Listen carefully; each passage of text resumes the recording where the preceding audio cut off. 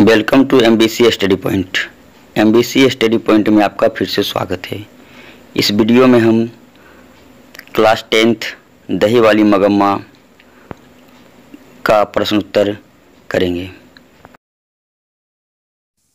दही वाली मगम्मा पाठ में कुल 6 प्रश्न हैं, जिनमें प्रश्न 1 से 5 तक आपके मैट्रिक एग्ज़ाम में बहुत ज़्यादा पूछा जाता है, लेकिन इसके अलावा भी एग्ज़ाम में पाठ के अंतर्गत कुछ क्वेश्चन पूछे जाते हैं।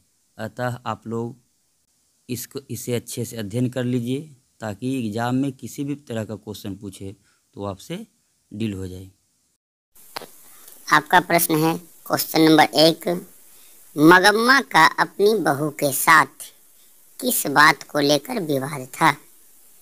मगम्मा का अपनी बहू के साथ किस बात को लेकर विवाद था? तो इसका आंसर लिखेंगे, मगम्मा अपने बेटे और बहू पर अधिकार जमाना चाहती थी। मगम्मा अपने बेटे और बहू पर अधिकार जमाना चाहती थी। बहू भी अपने पति पर या सभी पर अपना अधिकार जमाना चाहती थी। बस दोनों में अपने अपने अधिकार को लेकर विवाद था। ऐसा हम लोग देखते भी हैं, सास और बहू में बस इसी बात को लेकर अधिकतर झगड़ा होता है कि सास अपने बेटे पर अधिकार जमाना चाहती है और बहू भी अपने पति पर अधिकार जमाना चाहती है। अधिकांश आप लोग आसपास में ऐसा ही झगड़ा देखते होंगे। अगला प्रश्न है, रंगप्पा कौन था और वह मगम्मा से क्या चाहता था? रंगप्पा कौन था और वह मगम्मा से क्या चाहता था? इसका आंसर होगा, रंगप्पा मगम्मा का ही एक पड़ोसी था। रंगप्पा मगम्मा का ही एक पड़ोसी था। वह जुआरी, शराबी और अभद्र व्यक्ति था। वह मगम्मा से पैसा ठगना चाहता था और उसकी इज्जत के साथ खिलवाड़ करना चाहता था। अगला प्रश्न है, बहू ने सास को मनाने के लिए कौन सा तरीका अपनाया? बहू ने सास को मनाने के लिए कौन सा तरीका अपनाया? इसका आंसर इस प्रकार से लिखेंगे, बहू चालाक थी। उसने एक योजना बनाकर सोच समझकर अपने बेटे को दादी मगम्मा के पास भेज दिया। जब बच्चा दादी के साथ शहर जाने के लिए मचल रहा था, तो बेटे और बहू ने मगम्मा को समझाया और अपनी गलती भी मान ली। फिर सब साथ में रहने लगे। अतः हम कह सकते हैं कि बहू ने सास को मनाने के लिए अपने बेटे को जरिया बनाया। अगला प्रश्न संख्या 4, दही वाली मगम्मा कहानी का कथावाचक कौन है? उसका परिचय दीजिए। दही वाली मगम्मा कहानी का कथावाचक कौन है? उसका परिचय दीजिए। इसका आंसर 3 टाइप से लिखा जा सकता है।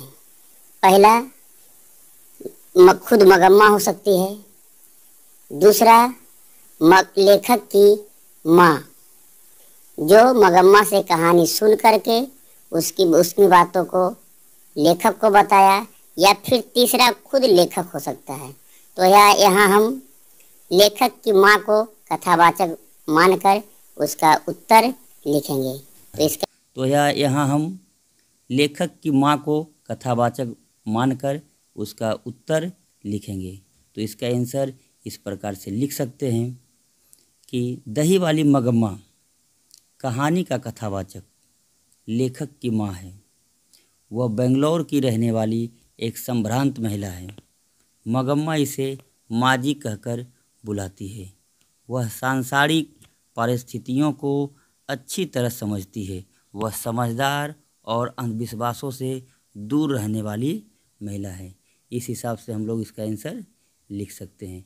इसका 2 आंसर और हो सकता है। आपका अगला प्रश्न है, मगम्मा का चरित्र चित्रण कीजिए। मगम्मा का चरित्र चित्रण कीजिए। ऐसा क्वेश्चन बहुत बार एग्जाम में आ चुका है और खास करके ये क्वेश्चन तो बहुत ज़्यादा आता है। इसका आंसर इस प्रकार से लिख सकते हैं, दही वाली मगम्मा। कहानी का केंद्र बिंदु मगम्मा ही है, अर्थात इस कहानी की मुख्य पात्रा मगम्मा है। मगम्मा एक भारतीय नारी है जो गांव की सीधी साधी नारियों का प्रतिनिधित्व करती है। वह कष्ट और अपमान सहकर भी इज्जत के साथ जीना चाहती है और अपने बेटे बहू तथा पोते पर अपना अधिकार हमेशा बनाए रखना चाहती है। वह बहुत मेहनती है जो दही बेचकर अपना परिवार चलाती है।